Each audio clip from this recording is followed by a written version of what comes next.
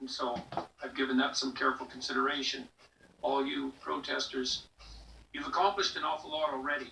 You know, the Conservative leadership has crumbled, and Aaron O'Toole has been replaced by someone who is giving a fair bit of voice to your concerns. You now have a voice in the House of Commons. All the people you represent have a voice in the House of Commons. You have 4 provinces that have moved quite precipitously in the direction that the protest was hoping for, starting to lift mask mandates on something approximating as reasonable a timeline as might be expected under the circumstances.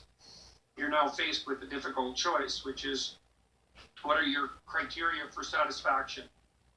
You need to determine that, and so that you can negotiate with the necessary people. You're also faced with a danger at the moment now, which is that as the political process bends in the direction that you've insisted upon, so rightly in my estimation, more and more of you who are most reasonable are going to pack up and leave, or decide that this is done sometime over the next week or so, a couple of weeks. That's obviously up to you.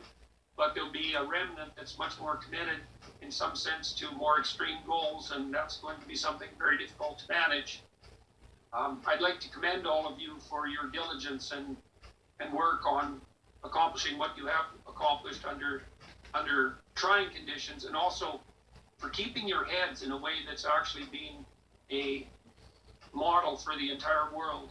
You know, the fact that you've been able to remain peaceful, you haven't taken the bait, you haven't responded with violence to quite remarkable denigration and provocation. That's a sign of tremendous discipline and care. It's going to get more difficult to maintain as this goes along.